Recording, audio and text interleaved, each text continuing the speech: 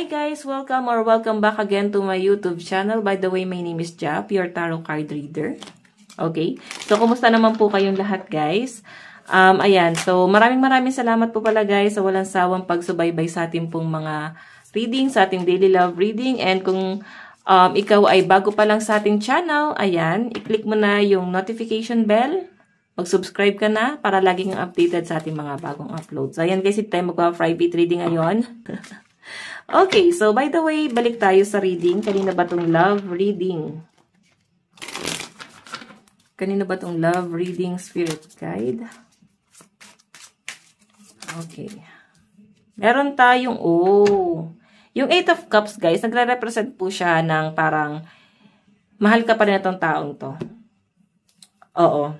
Feeling ko, nagipit lang siya sa sitwasyon, nakulong siya dun sa sitwasyon, ayaw niyang mahayaan yung sarili niya na parang ma-stuck or tuluyang malunod kung bakit parang umalis na siya rito. 8 of Swords. Okay, kung bakit parang umalis na siya kasi ayaw niya na tuluyang siyang malunod ng problema or ng emosyon. So ito guys, 8 of Cups. So nakikita ko, ano to parang mahal ka pa na itong person na to. May emosyon pa to sa'yo. Okay, parang matagal niya rin pinag-isipan kung aalis ba siya or magi-stay pa. Okay, parang matagal pa rin siya guys nag-stay kasi ayaw kanyang iwan ng ganun-ganun lang or ayaw niyang mag-end yung relasyon niyo ng ganun-ganun lang. Pero sa pinapakita sa akin guys, dumating na siya sa point na parang nakapag-decide na siya na tuluyan ng i-let go, na parang feeling niya baka ito talaga yung makakabuti para sa inyong dalawa or baka ito yung makakabuti rin para sa'yo. Okay? Ayaw niya na parang tuluyang kang mahulog or malunod sa kanya, sa problema niya. And isipin niyo na lang guys, baka blessing in disguise na rin to kung bakit ginawa to ni Universe. Baka inalis ka na ng Panginoon or ni Universe sa ganitong klase ng relasyon kasi para masagip ka. Or parang hindi ka na magtiyaga dito guys. Kasi pansinin mo na lang, no? Baka nung buong pagsasama nyo guys, nauubos ka, maibigay mo lang yung pangangailangan niya. Pero baka hindi talaga yun ang nangyayari guys, no? Kumbaga parang hindi siya nagiging normal pagdating sa buong pagsasama nyo. Pero guys, ayan, nakikita ko napaka-smooth lang Nitong relasyon na to, wala namang mabigat na problema, wala namang mabigat na pinagdaanan. So nakikita ko guys, parang ginawa naman ang lahat para masolusyonan kahit paano yung problema. Feeling ko, personal din yung dahilan kung bakit umalis itong person mo na to. Tingnan natin. Additional message po. Kanino tong love reading? Meron tayong Knight of Pentacles. Okay. So guys, si Knight of Pentacles, someone na relax lang tahimik lang tong person mo. Kumbaga pagkasama mo siya, sa sobrang tahimik, sa sobrang relax, wala ka nang nakikitang future sa kanya. Pero magaan siyang kasama, masaya naman, natutulungan ka naman niya. Nakikita ko dito guys na parang ginawa niyang kampante yung buhay mo. Nagpakaalila naman siguro sa inyo guys, no? Pero yun na nga guys, siguro na-frustrate din kayo. Parang hindi ka na na-challenge dito sa relasyon na to. Feeling ko pwede pa itong pag-usapan. Baka na-frustrate lang kayo dito. Okay? Same kayo. Kasi person mo may emotion pa to Meron tayong 6 of Swords. So, relocation. Para may paglipat ng bahay, pwedeng ikaw yung lumipat na or pwedeng siya. Parang nag-move ng lugar. Pwedeng lumipat ka sa ibang lugar. Yung malayo sa kanya, pwede naman guys, nag-travel ka ba or nag-decide ka na mag-abroad na lang. Okay? Yun yung pinapakita dyan. Tignan pa natin. Kasi parang gusto nang umalis talaga, gusto na lang magtago. Parang natatakot na dun sa sitwasyon. Hindi kaya, parang ganon, hindi kaya ng sikmura na magstay ng ganon lang. Okay, so tignan pa natin. Okay, tignan natin. Additional message. Kanino po itong love reading? Meron tayong death. Di ba? Pwede pa itong maayos, guys. Ang death naman, guys, sa tarot deck, hindi naman ito masama. Ang ibig sabihin nito, ending and new beginning. Parang kailangan nyo lang ng space. Okay? Pwede iba sa inyo, parang bigla na lang nawala ng contact, baka bigla lang kayong naumay, then parang di na lang nag-usap, hanggang sa parang ang bilis lang ng cycle, ang bilis nyo naka-move on, then pwedeng matagal na yung nangyari. Nakikita ko guys na parang kaya lang siya pinaghiwalay, parang i-force nyo yung kanya-kanya yung mga pangarap at buhay. Sa nakikita ko dito guys, para isipin nyo na rin kung ano yung makakabuti para sa'yo at sa kanya. Maraming dahilan kung bakit pinaghiwalay itong connection yung dalawa o pinaghiwalay kayo para meron kayong i-pursue sa pangarap nyo. Or siguro, ayun, parang ma-realize nyo rin or ma-experience nyo rin yung ibang bagay kasi baka dito sa relasyon na to, hindi kayo nakagalaw. Ganon, parang wala kayong nagawa. Parang ganon. Hindi kayo nag-improve. Hindi kayo nag-matured. Okay, tignan pa natin.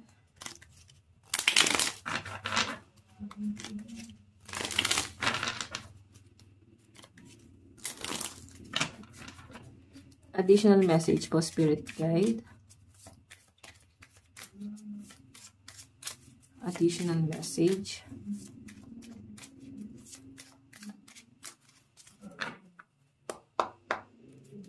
Meron tayong, di ba? Nine of Pentacles, so stability. Okay. Nakikita ko na parang kayang i-provide ng person mo yung stability or especially ikaw. Kaya mo na, parang nakaya mo naman talaga. Nag-provide ka naman talaga para sa stability niyong dalawa. And si person mo, may kaya naman siyang gawin, pero parang napapansin mo, parang wala naman siyang ginagawa. Maayos naman yung daloy ng pera niya. Baka naman nakapag-ipon siya, parang ganon. Pero siguro, yun sa kanya, nilaan niya lang lahat yun sa kanya. Pero guys, sinasabi ko sa inyo, kaya niyang mag-provide, kaya niyang ibigay yung stability. Pero siguro, may frustration si person eh. Piling ko na burnout to sa relasyon nyo. Okay. Napuno, naubos. Hindi na na-excite. Parang hindi na siya masaya. Biglang na fall out of love. Parang ganun yung scenario. Baka parehas naman kayo guys na fall out of love dito. Okay. Tignan pa natin. Additional message. Meron tayong 10 of Cups. Okay. So guys, itong si 10 of Cups. Tignan nyo na lang. Ang ganda niya, diba? Ang ganda ng pangarap nyo eh. Para siyang portrait. Painting. Okay. So, baka drawing si person. Lahat ng pangarap nyo guys, drawing lang pala. So, by the way, ayan, balik tayo sa pinaka-topic guys. So, nakikita ko guys, itong 10 of Cups kasi family to. May pamilya na siguro kayo. Nangarap naman kayo para sa future nyong dalawa. Feeling ko nalungkot itong taong to. Parang feeling niya, hindi ito yung happiness na gusto ko. Parang ganun. Hindi ito talaga yung magpapasaya sa akin. Parang hinanap niya yung sarili niya daw eh. Siguro hindi niya dinetalye kung ano yung dahilan kung bakit gusto niya nang i-end. Or kung bakit bigla na lang siya nawala dito sa relasyon na to. Okay, kasi yung pinapakita sa akin dito guys, parang ano to, meron siyang personal na gustong gawin. Tignan natin, ano ba yung gusto niyang gawin na to? At bakit masyadong personal to?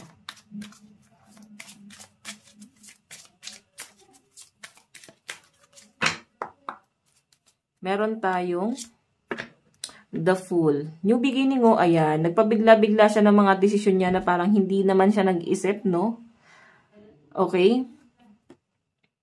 Nakita ko sa person mo guys, parang ayun na nga, bigla na lang siya nagpadala sa bugso ng damdamin niya, sa emosyon niya, nang hindi niya kinonsider, no, kung makakabuti ba sa kanya yon.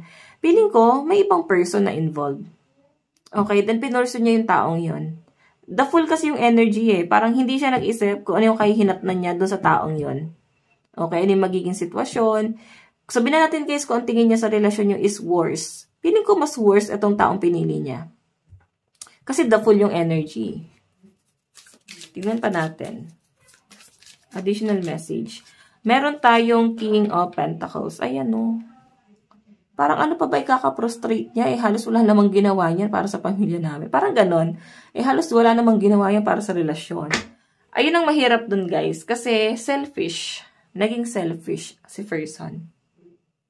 Okay? Hindi niya inisip kung ano yung mararamdaman mo, ano yung magiging epekto nito sa buhay mo.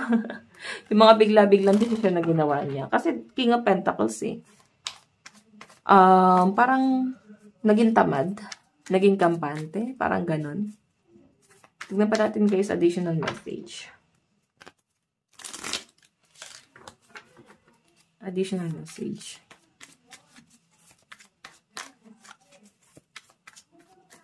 Meron tayong King of Swords, intellectual, mental clarity, authority, and logical. Okay, ayan, matalino daw yung person mo. Pero medyo matapang siya, guys, no? Kumbaga, hindi niya na dinidetalye kung ano man yung mga plano niya, gusto niya mangyari. So, may mga bagay na sinasarili niya. Parang nahihirapan ka rin kausapin tong taong to na parang hindi naman niya pinag-uusapan yung problema niyo. Ano ba yung dahilan? So, feeling ko, hindi na lang talaga siya, guys, naging masaya. Parang ayaw niya na dun sa relasyon. Tingnan natin, ha?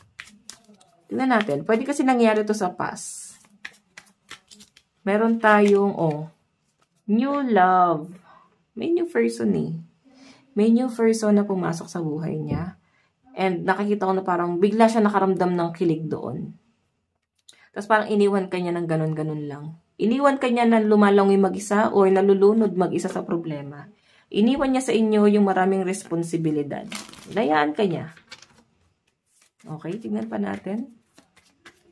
Additional message. Meron tayong 3 of Wands. Adventure. Foresight, opportunity, and success. Ayan new beginning to guys para sa inyo. Meron nakikita akong bagong opportunity. Siguro meron na, baka inaantay nyo na lang to guys. Baka may biyahe yung iba sa inyo, baka magta-travel ka. Yung iba sa inyo kasi hindi naman talaga literal. Feeling ko may pinagdaanan na problema yung person mo. Hindi niya na sinabi sa inyo kung ano talaga yung nangyayari. Para napaghandaan mo sana. Ang problema lang guys, ayun nga, hindi niya sinabi. So, nangyari, ikaw yung nag-struggle. Sa problemang hindi mo naman ginawa, pwedeng siya yung gumawa. Okay? Additional message. Okay, meron tayong page of Pentacles. Nagkaroon to ng struggle sa pera, guys. Kung bakit siya nagiging ganyan. Okay.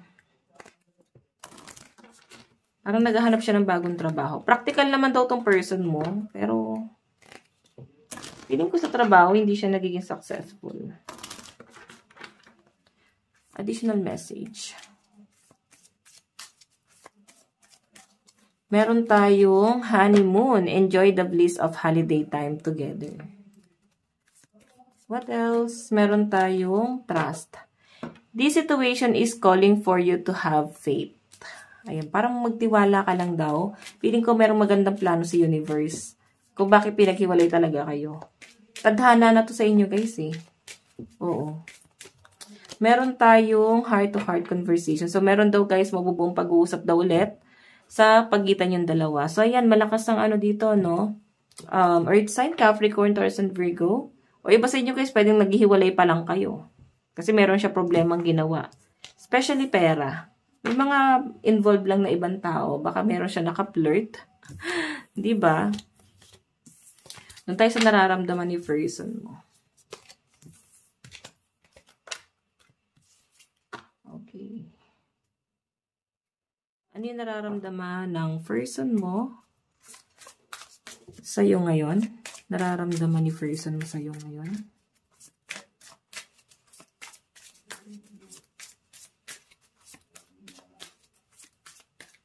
Meron tayong 5 of Pentacles. 5 of Pentacles kasi guys, hindi siya nakontento. Nagkaroon daw ng maraming gulo.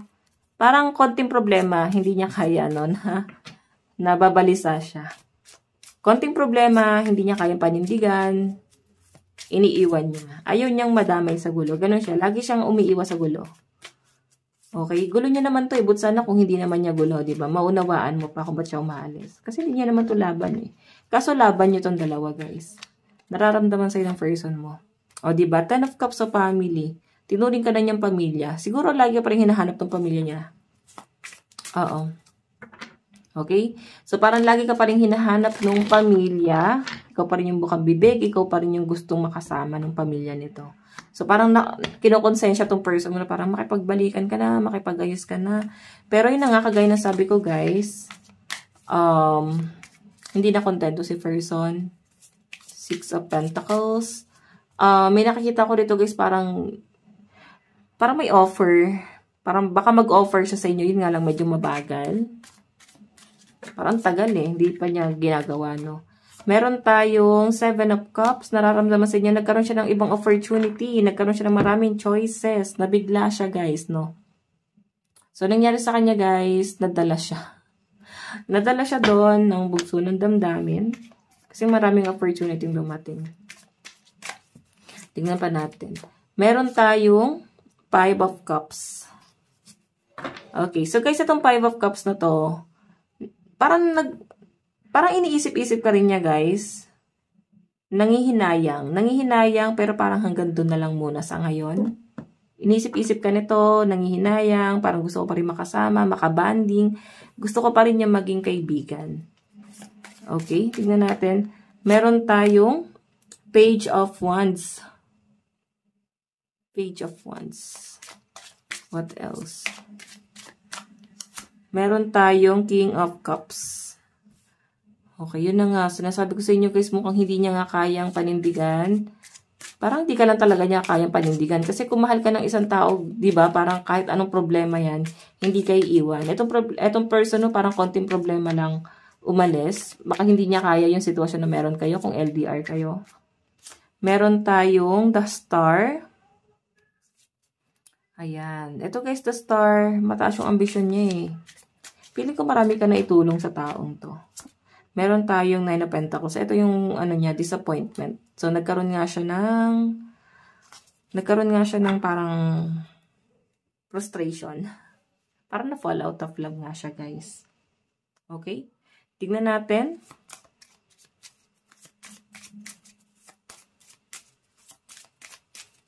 Tignan natin. Ano yung gusto niya sabihin sa inyo? I want you. Gusto ka pa rin niya, kailangan ka pa rin niya. I'm yours forever and ever. So, kahit di na kayo magkasama, kahit iba ning kasama niya at kasama mo, parang nahihirapan siya kalimutan ka. Our paths will always reunite. So, nag-a-assume siya dito, guys, na magkikita at magkikita pa rin yung landas nyo. Tignan natin yung zodiac sign. Meron tayong Virgo, Scorpio, Cancer, and Aquarius. Meron tayong Pisces, Gemini, Aquarius, Libra, Cancer, and Scorpio. Meron tayong Leo, Virgo, Scorpio, Sagittarius, Libra, and Capricorn energy. Okay, so tignan pa natin. Doon naman tayo sa nararamdaman mo. Okay. Saan ito? Nawala yung yung mga cards. Okay. So, ano yung nararamdaman mo sa person mo?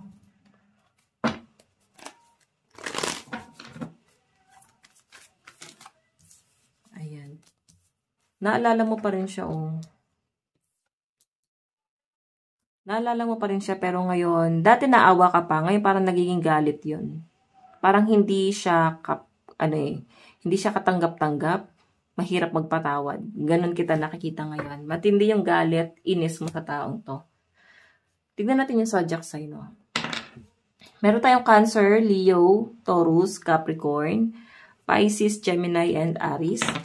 Meron tayong Leo, Aries, Pisces, Virgo, and Cancer, Sagittarius energy. Okay? Yun yung nararamdaman mo. And yan din yung zodiac sign mo. So, in the near future, saan na ba ito papunta, Spirit Guide? In the near future, saan na po ito papunta? Meron tayong getting to know each other. Meron ka daw ibang kakausapin. Meron kang i-entertain. Okay? So, feeling ko, guys, meron kang ibang makikilala. Someone na mamahalin mo talaga. Feeling ko makakalimutan mo tong taong to. Kahit may reconciliation to. Magde-decide ka na tama na kasi mahal mo na yung bago. Parang ganon. it is safe for you to love. Diba? Buksan mo daw yung puso mo sa iba. Huwag ka lang ma-stuck dito, guys. So, ayan. Ito lang guys ang inyong daily love reading. Again, bukas po ulit. God bless and love you all. Bye-bye.